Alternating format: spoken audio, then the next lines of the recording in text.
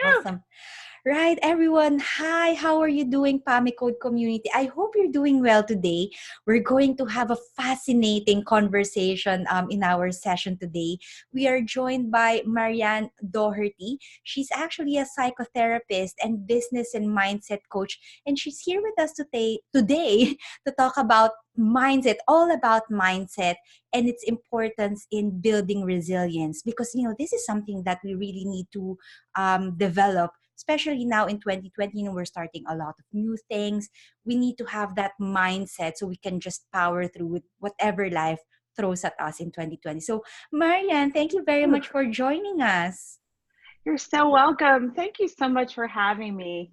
Well, I know that you're a psychotherapist and also a business and mindset coach. And just before we started recording, this interview, we were talking about certain things about mindset. So, can you tell us a little bit about what you do first of all, and how you help clients? What's your line of work really? Sure, of course. So I have a private practice here in Pennsylvania where I see women.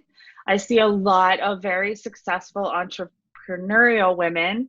I wish that was a shorter word. I have to spell it and say it so much during the day. Um, and also online. So I work with women who have achieved quite a bit of success as entrepreneurs, but still really struggle with that sort of self-sabotaging thoughts and behaviors, perfectionism, which a lot of people, well, I can go on about that. But so that's sort of what I help women with, also by creating community. So I am not always the expert, but bringing women together that are struggling with these same things, um, to create a space where they can support each other, show up vulnerably, so they can really level up in their businesses So that's and actually where the group achieve. coaching comes in, creating that Mhm. community, because there's actually some similarities with the principles that we teach in the PAMI code, because PAMI actually, it's a Greek word that means let's go together. So there's Mhm. actually evidence to suggest that having that support, having that community could help you build that resilience when you're going through difficult times. So when you're doing group coaching, what Absolutely. sort of challenges do you often see, especially among online entrepreneurs? In our community here on Facebook, we have a lot of online entrepreneurs. Some are just starting, and some are Mhm. have been around for about 2 to 3 years, getting some success, but for some reason they still feel as if they're not doing as well as the others. There's this social comparison going on. So is this Mhm. something that you've seen in your group as well? So you hit on so many nuggets there that you and I could talk about for a long time.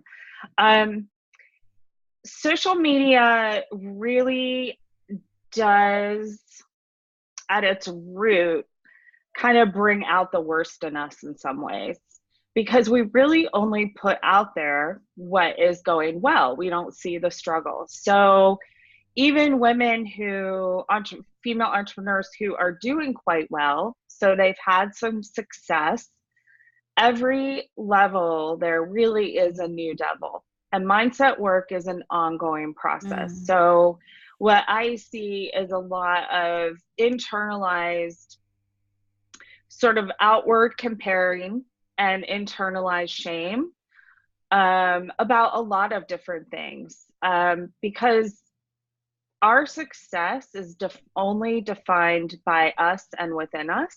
mm-hmm, And we are so used to defining our success by the feedback that we get from others. mm-hmm. So, grades, good job, the money that comes in. External recognition. Yeah. Yes, yes. So I see a lot of that sort of internal self-doubt, struggle, no matter how successful my clients are, it's still this like underlying fear Mm, of, it's never enough. How can I be enough? how do I define success? What is success to me in life and in Mm-hmm. business? In Because all they go aspects, yeah. together. Yes. So, do you have to start with that? With what does success mean to you? Or how do you find success in your own terms? Do you have to start there? Because for some people, they don't even understand what that means. And that's where the struggle begins because their definition of success might be defined by what they see from others. Sure.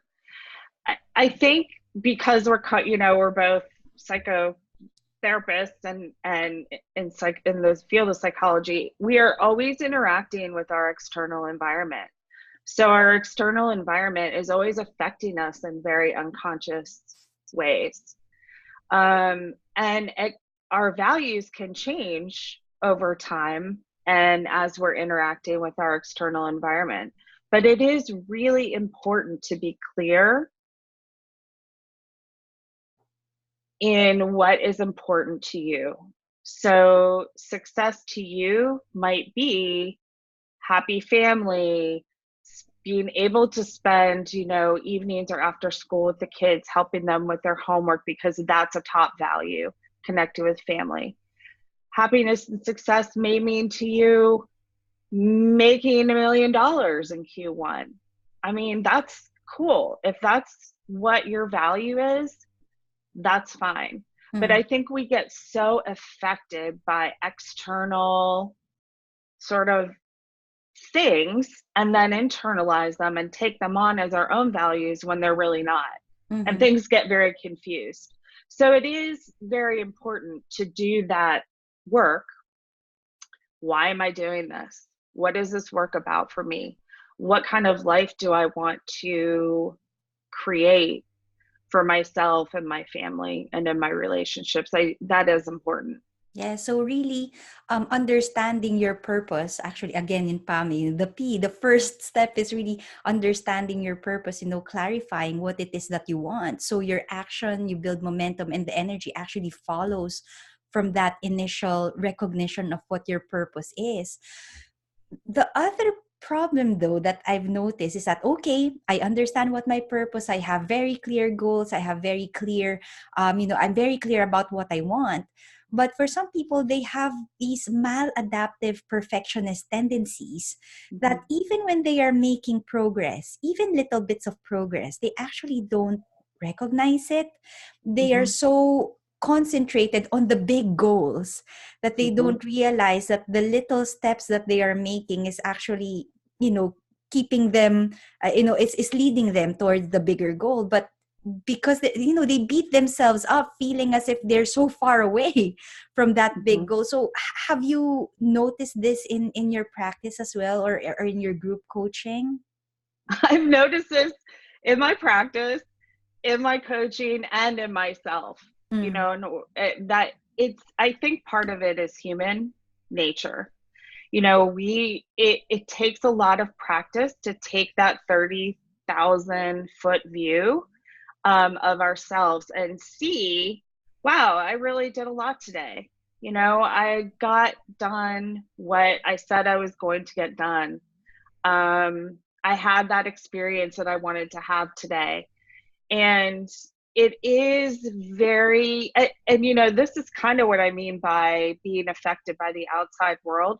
There in the online space and in American culture, at least, the drive, the crushing, the pushing, the perfectionist, and as you probably know, there are different kinds of mm, perfectionism. It shows up in different ways, but that feeds into that part of us that wants to live up to some standard mm. that we see um, out there in social media Yeah, we just or have to be wherever. careful though. It's not that perfectionism is a bad thing. No. We have adaptive and maladaptive perfectionism. When we strive for perfection and we try to refine our skills and we try to better, ourselves, that's actually quite a good thing. But when we don't recognize that we are doing some good things, that there are some we might not have achieved 100%, but maybe we are at 99%, or maybe even less. If we are taking the steps and making progress, this is actually quite all right. But for some people, they don't recognize that. And what I've noticed, and I've talked about this in my book, Imposter Syndrome Remedy, those who have these crushing feelings of self-doubt, they do have these maladaptive perfectionist tendencies that sometimes when people give them compliments, they brush them off, and almost like they Mm-hmm. feel uncomfortable when people give them compliments. I'm guilty of that, and I've actually noticed Me too. when I was doing my PhD, my supervisor nagged to me about that. He said, "Why are you so rude?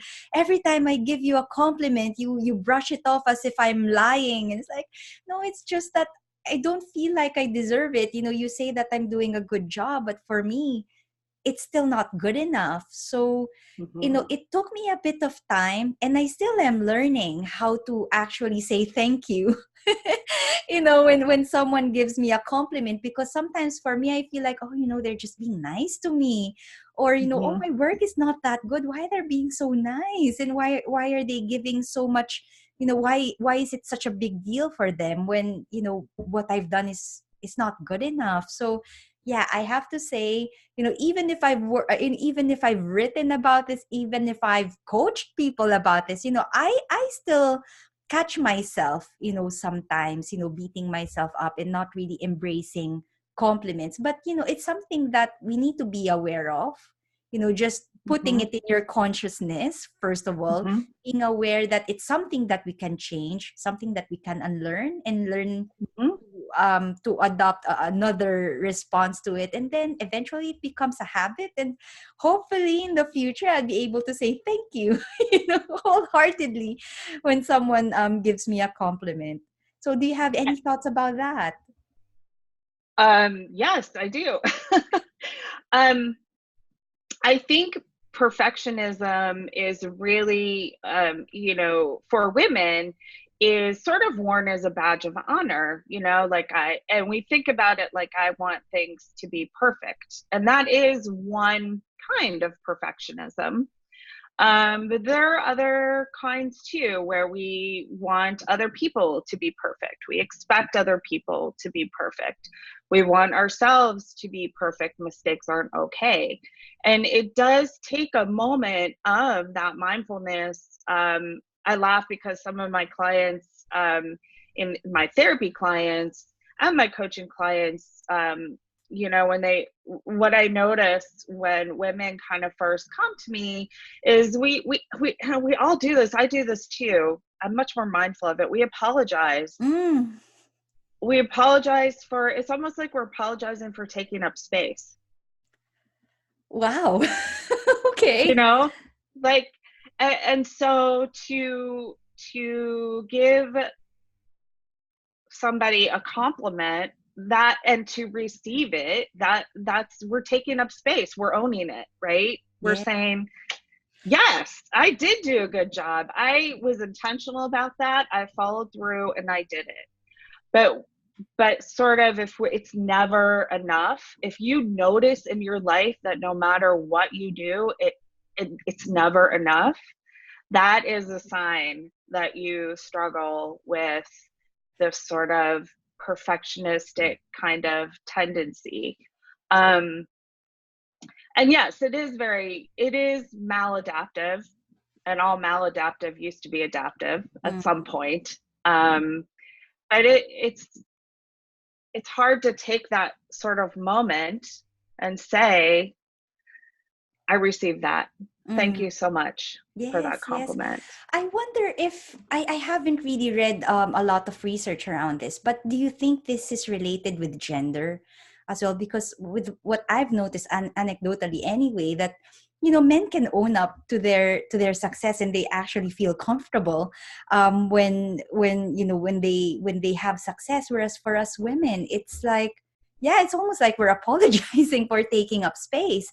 Yeah. Have you noticed, or do you know any research around this in terms of gender differences when it comes to, embracing successes and celebrating and owning our successes, really?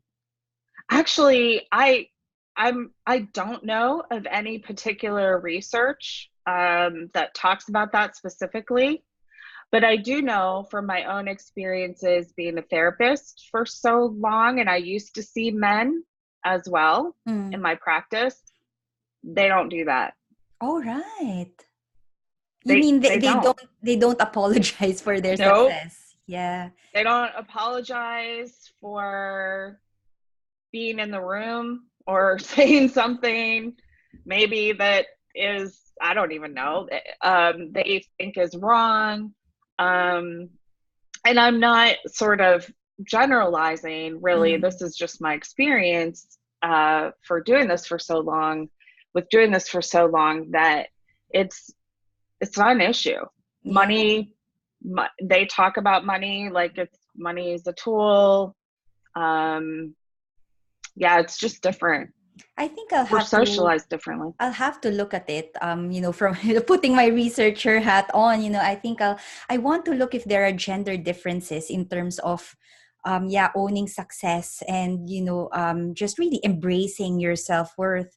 As far as imposter, these feelings of self doubt and incompetence, Hmm. inadequacy, both men and women experience imposter syndrome. But I suspect that there will be differences in terms of how it is experienced and what aspects of imposter syndrome. So whether it is the perfectionist tendencies or whether it is just not recognizing your value and so on, there might be gender differences because of the way society maybe treats men and women, or for generations of gender differences, maybe it had an impact. But I'll have to look at it, with my researcher's hat on.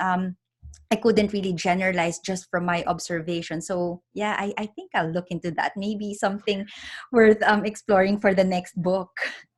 Well, and also, obviously how we are raised, what are the major players in our lives taught us, growing up till about, I'm sure like by the time we're 12, all those beliefs are pretty much They're already ingrained. formed. Yeah. So it's also how you were cared for and what you saw growing up, what you experienced growing up, I think is part of that too. So that would be a factor in Yes. the And research it too. takes a while as an adult to be aware of this, how it impacts on your behavior, your beliefs impacting on your behavior, and how these beliefs, how you can actually change them. You can change them, but it takes a bit of time to be aware of it. First of all, you need to be Mm-hmm. conscious that this is what you believe in, and making that Mm-hmm. conscious decision as well to try to change it if you actually want to unlearn and learn new habits, if that makes sense. Yes. And first you have to be motivated to do that. Like, kind of noticing, is this what's going on here? Why am I stuck?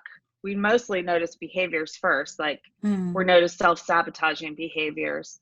For instance, what is that about? What is that? Because it's kind of like you have to work backwards. Yeah, that's right. Yeah, you see the external impact first, and then you try to dig in internally. It's like, what's going on? And then Yes. until you actually get the chance to talk with someone, just to give a different perspective. That's why it actually helps to have a therapist or to have a coach, or to Mm-hmm. be in a mastermind, because it helps you to reflect and to make sense of what's going on in your head. Instead of trying to figure it all out by yourself, you actually have someone else having that dialogue, instead of you just having an internal dialogue on your own. Yes. However, I That can must really start spinning the yeah internal dialogue. Yeah. however, I must say, those Zen masters who just meditate forever and gain clarity, I'm amazed by that, Yeah. because yeah, they sort of find peace and clarity by meditating, and it's just them in that silence. So I don't think that would be for me. I'm more of a talker, and then I engage, and I do get sparks of inspiration. For example, when I talk to my husband, for example, having that dialogue, or talking to a good friend, a coach, or a mentor, that gets me, gets me reflecting about things. But I don't know. I think I might explore meditating as well, but I don't think I have ADHD, but I just want to keep moving, and I Oh, really?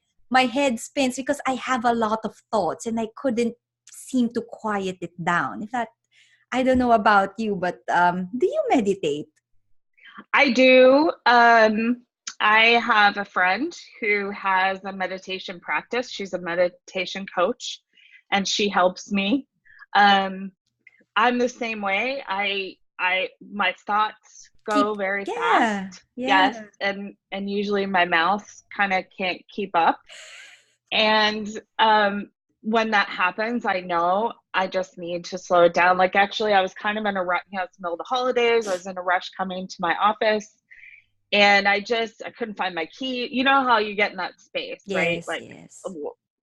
and I stopped, even though I was running late. I just stopped and I did some really, Deep breathing, you yeah. know, really fast breathing, like Wim Hof breathing, Mm. just to get in that space. And it really helped. So in the morning, I do meditate, but I also practice mindfulness throughout the day. Mm. So just bringing myself back Find your to, center. yes, Yeah. to my physical environment where I am in space and time with my body. But I can totally relate to the Thoughts fast, just so flying. many thoughts.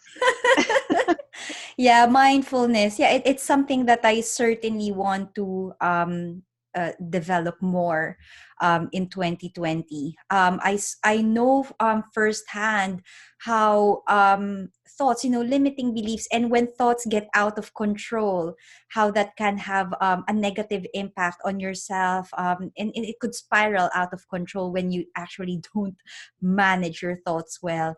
Mhm. But yeah, mindfulness, meditation, coaching, or talking to a therapist, a friend, a mentor, can certainly help you manage those thoughts and help you to think about what you might need to do next. So first of all, think about what the core beliefs are, and then Mhm. understanding your purpose, and then the action, the momentum, the energy follows after that, as long as you actually ground yourself in your purpose. I could not have said that better. So, Marianne, if you have any final thoughts that you'd like to share with our community in terms of mindset, we've talked about perfectionism, we've talked about embracing your worth, self-doubt, especially for female entrepreneurs, for female professionals in 2020, if they are having these limiting beliefs, and if they want to manage their thoughts, what would be your advice to them? Where can they start, and what strategies can they implement? Oh boy. How Sorry, much that's a time do lot. we have? Are we wrapping up? Yeah, That's like a yeah, in, 30 in in a questions. couple of sentences. um, I mean, really, just like you said, getting coaching, talking to a therapist, talking to a friend. The one thing that's great about group coaching is there's an accountability piece that might not be there with a friend, or Yeah, even in some ways might not be there with a therapist. yeah, It's really a different role that a therapist has um, in helping you be accountable, but in a different kind of way. yes. So in a group coaching There's a community. setting, yeah, there's a community. You have other women saying, Lori, did you just hear yourself say that? What are you Mm, talking about? You just got this and that done yesterday and you're killing it and I'm over. It's so important to, if you can't get that sort of view for yourself, which most people can't, that's just how we are, to surround yourself with people who are going to say and remind you of your success in a yeah. loving way, and Yes. sometimes in a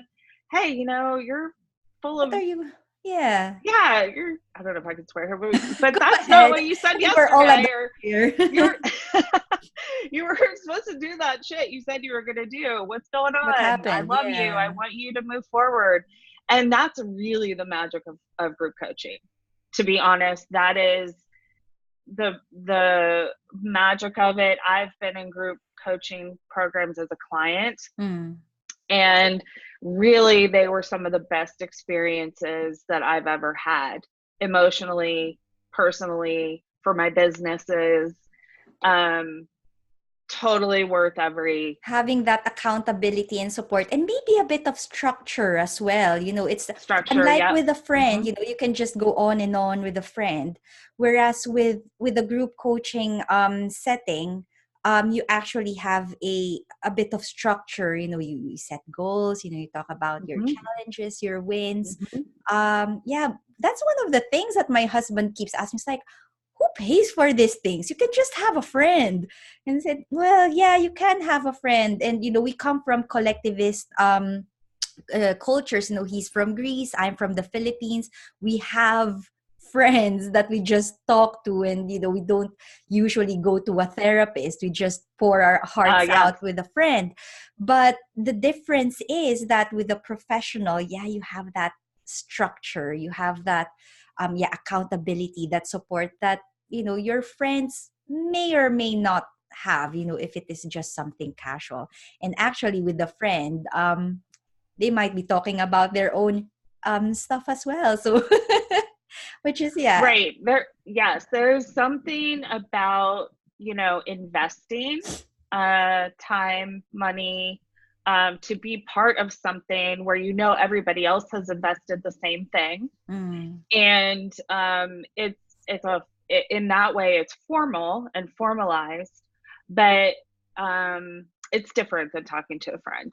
Yeah, absolutely. So, Marianne, Yeah. if I know that you're offering a group coaching program and one-to-one coaching as well, is that correct? A little bit of one-to-one coaching. My focus is really on groups and next year mastermind and in-person retreats. Right. Right now, very soon I'm going to be offering, we're probably going to start in February, uh, 10 women, no more than 10. Um, this is a new program, a little bit different. And so there's going to be a beta pricing for the first round. And they can contact me through my email, which is md@mldcoaching.com, Can you say that or again? it's